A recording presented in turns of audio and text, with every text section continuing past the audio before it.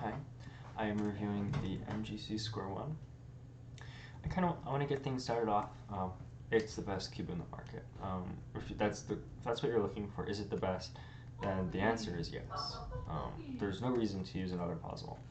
Um, so now that that's out of the way, I want to go over the different improvements of this puzzle over other Square-1s. The things that I notice about it, the things that particularly stick out, and the things that I think that they could have done better. So I'm actually going to start off with the things that I think they could have done better. So first off, the puzzle, at least as I received it, came with yellow and white opposite, but with an extra set of black caps that I could swap out, similar to what you'll see with, like, I think the Galaxy Mega Mixes would do this. I'm not entirely sure on that. But where you can just kind of swap out the side for black, which is great. I think that's a great idea. It makes things very simple. It's just one stickerless puzzle that people are buying. The downside of this is they did a very good job of keeping the caps on the puzzle. As a matter of fact, too good of a job. I've had Square-1s in the past where the caps actually, they'll fall off in themselves, or like my nails will pull one off. This one actually broke when I took it apart. Well, it bent. So if you see right here, it's kind of bent. Yeah, I don't know how you can see it. Yeah, so it's bent, and I wouldn't be able to get this back on, I think, without having that part completely come off. Fortunately, I mean, I took that side off for a reason, and it's the yellow side.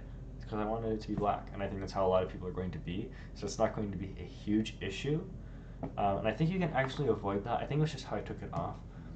So the caps are like kind of all connected together rather than just each one individually connected to the cube.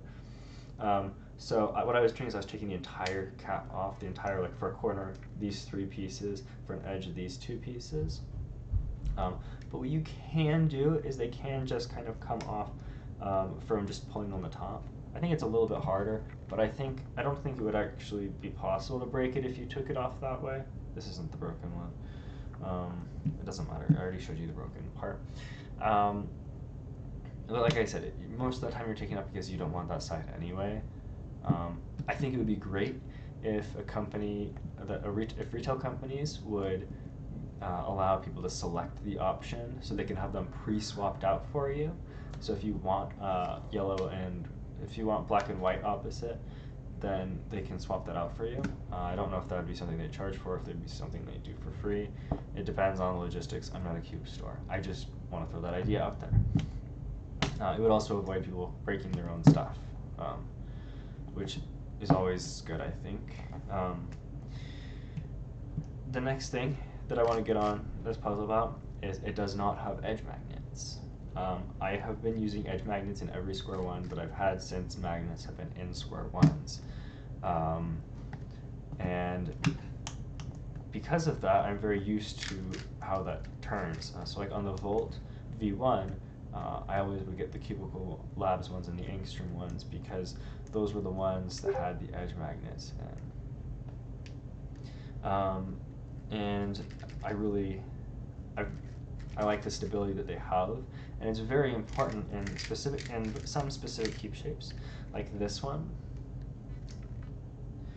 because when you have it right here and it's on the middle like this, there are no magnets holding it in place right now, this layer, which is not good.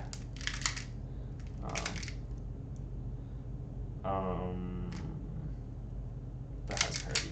Oops. Anyway, so I'm not a fan that they did that. The puzzle itself, and I'll get into this next, is a very fast puzzle with, very little friction on the pieces, the UND layers. They move very fast. So normally put edge magnets that will make the puzzle a little more sluggish. So this Volt V2 that I have, the layers are rather sluggish because of the edge magnets. That being said, this puzzle has very tactile magnets, and not sluggish ones. But either way, I'm sure that the edge magnets in the would make it a little more sluggish. But this puzzle is like the opposite of sluggish. As a matter of fact, this puzzle is currently not set up because this is just a first impressions video. So it does not have any lube to slow it down quite yet. But I will be putting it in, or I guess my friend Isaac will be putting it in. And because I think edge magnets actually make a lot of sense to be in here due to the fact that this has quite an uncontrollable speed. Which is what I'll get into next. Well, actually, no, I'll jump into something else. So, in the past, actually, like, as long as I can remember, I've never had an issue with Square-1s moving in inspection, like, in cube shape. I haven't had that issue since, like, the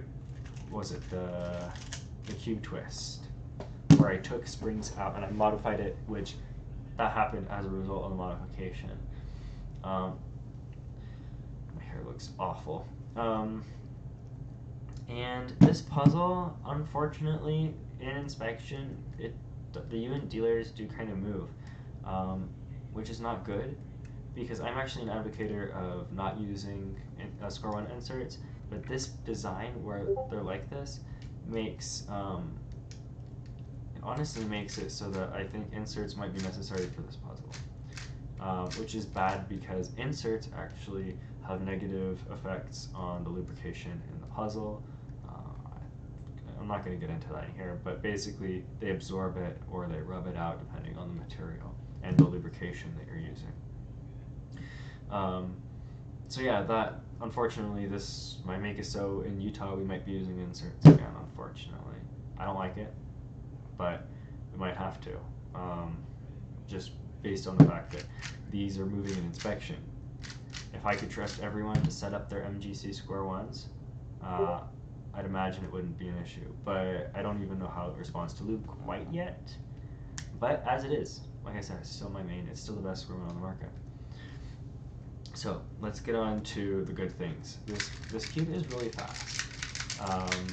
There are a lot of people who are actually really fast at Square-1 purely because they can turn fast, which is not a bad thing. But it is frustrating for people like me who can't take advantage of that as much. That being said, additionally, as far as I'm aware, this doesn't break, and it's too early to tell if it will, but I don't think it will. I honestly think that was just a problem that Qi has had with their volts.